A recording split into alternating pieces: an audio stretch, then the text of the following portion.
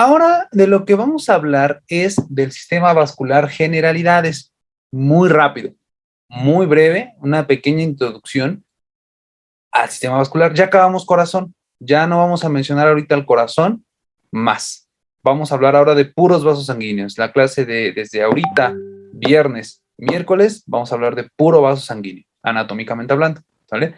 Entonces, vamos a hablar primeramente de las arterias. Aquí están. En el caso de las arterias, como aquí está la aorta, como aquí está igual la aorta, pero en otra porción, y aquí y aquí en su bifurcación. Bien. Estas imágenes las puse a propósito para hablar de dos cosas importantes, que son rama colateral y ramas terminales. Pregunta, ¿qué es una rama colateral y qué es una rama terminal arterial? ¿Quién quiere decirnos, ilustrarnos? ¿Qué te imaginas? No lo hemos visto naturalmente, pero ¿qué te imaginas?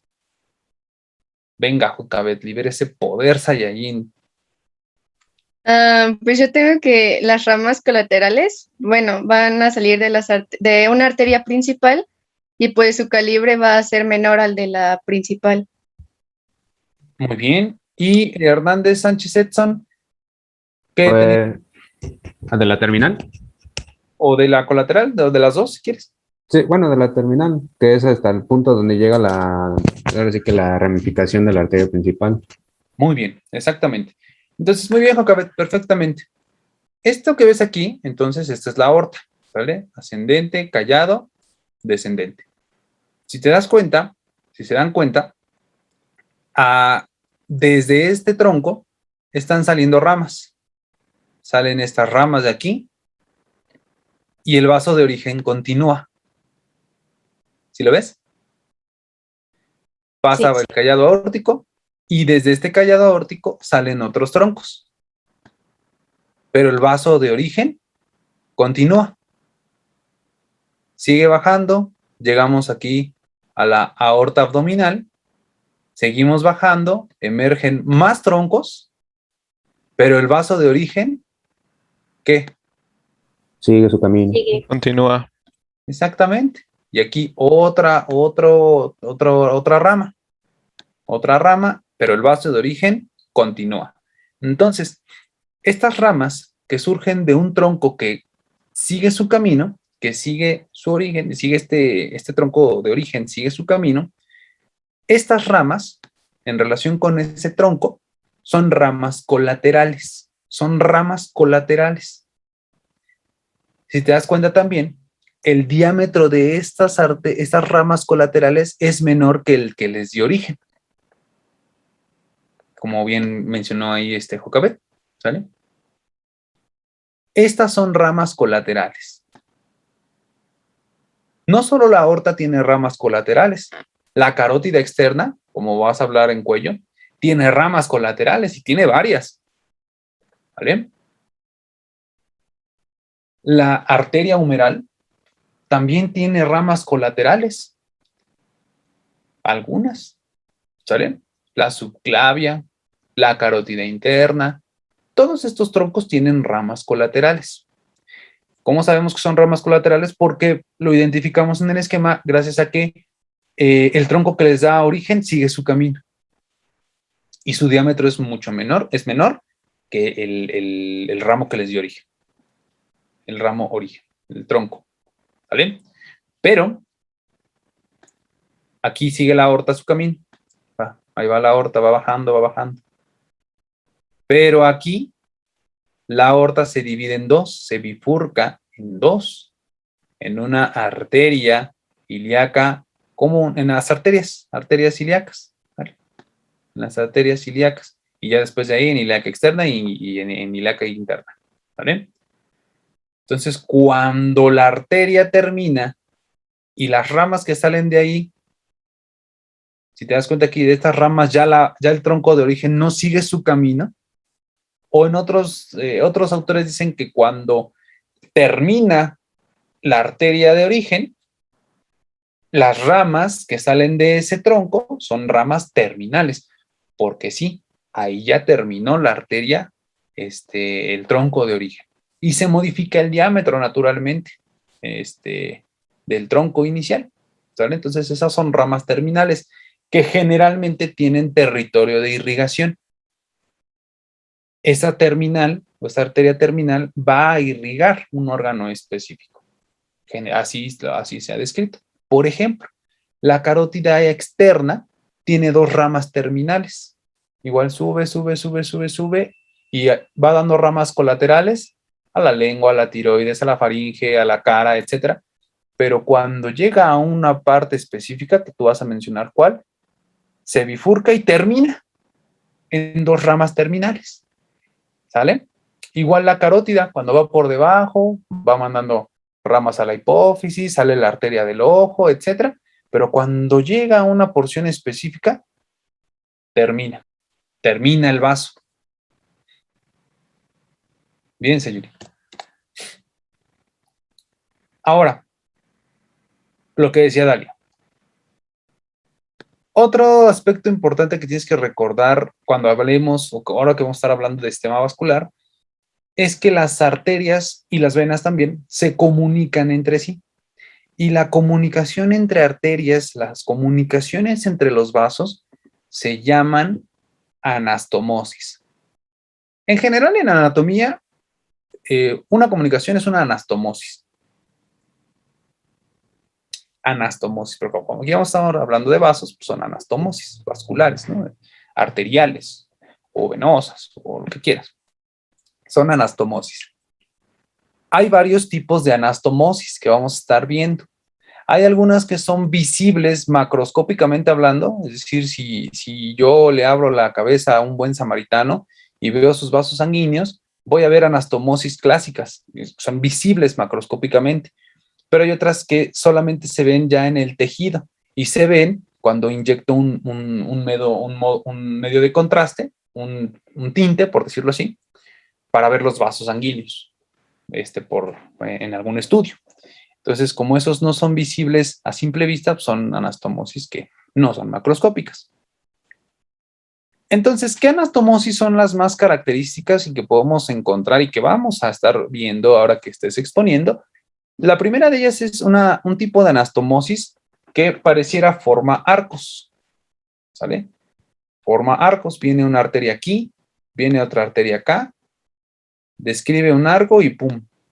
Se encuentran al amor. Este tipo de anastomosis se llama anastomosis por Inosculación. osculación. Y qué chistoso que digo esto de que se encuentran al amor, porque precisamente osculum, ¿qué creen que signifique osculum en latín? O es una palabra de latín. ¿Qué es osculum? Amor. No. Evelyn.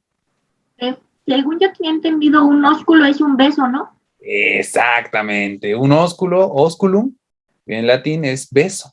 Y osculum es una anastomosis en beso. Ay, qué bonito. ¿Dónde predominan este tipo de anastomosis y por inosculación? En los arcos intestinales. Aquí, mira. Aquí hay una, aquí hay otra, por inosculación, exactamente. Los arcos vasculares intestinales son anastomosis por inosculación. Se besan. Son re precoces estos vasos. Aquí mira, están un chorro de besos. ¿Ya viste? Ahí están.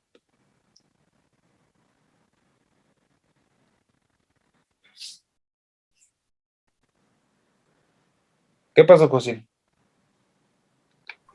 Entonces, ¿cómo quedaría la definición de anastomosis? O sea, es cuando se juntan las arterias y venas. ¿O cómo sería? Anastomosis es una unión. Anastomosis se refiere a unión. Si estamos hablando de uniones entre arterias, pues anastomosis arteriales. Y hay varias maneras que tienen las arterias para unirse entre sí. Una de ellas es por inosculación, la que acabamos de ver. Ah, ok, o sea, estas son de puras arterias. Ahorita estamos en puras arterias. Sí. Ah, ok, gracias. ¿Sí? Bueno, otra forma en la que pueden unirse los vasos, no representado aquí porque no es tan macroscópico, es por vas aberrans. Vas aberrans y longitudinal. Aquí el vaso en cuestión viene, ¿vale? Sigue el vaso, sigue el vaso, sigue el vaso. Se separa un tronquito que va a irrigar otro territorio o pasa a través de una estructura donde hay flexión o algo así y se vuelve a unir al vaso. Esta unión, este tipo de unión, es una unión o una anastomosis tipo vas aberrans, porque sale como un vasito aberrante del tronco inicial que se dirige hacia otro lado y después se vuelve a unir. Vas aberrans. No es tan común, puede estar. Otro tipo de unión es la unión o anastomosis longitudinal, en el que el vaso viene aquí, se bifurca y luego se vuelve a unir. Es una anastomosis longitudinal. Ay, los camotes. Una anastomosis longitudinal. Estas están más en flexiones, por ejemplo, en codo, rodillas.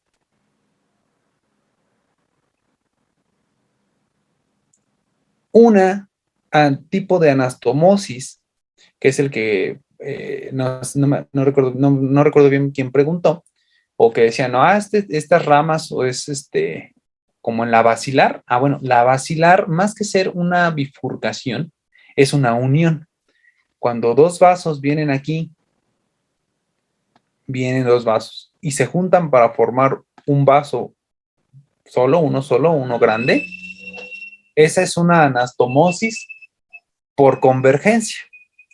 Es una anastomosis macroscópica y el ejemplo clásico es la unión de las arterias vertebrales para formar el tronco basilar. Esta de aquí. ¿Qué pasó? ¿Quién levantó la mano? Yo. Eso también aplica con las venas, ¿no? Pues sí, también puede Podría aplicar. ser, por ejemplo, lo de la ilíaca común, que las dos se unen para hacer la aorta, no, la vena cava inferior. Exactamente, muy bien, exactamente. Sí, esto es correcto, aunque estos términos aplican más para el sistema arterial. Es correcto, puede ser, pero en venas la terminología es un tanto distinta porque a eso le llamamos también una confluencia. Confluyen los vasos. Pero sí, es totalmente, o sea, nadie te puede debatir y decir que es lo que dijiste, es incorrecto, es correcto. Aunque es más usado el término de decir confluencia. ¿Sale, Sergio?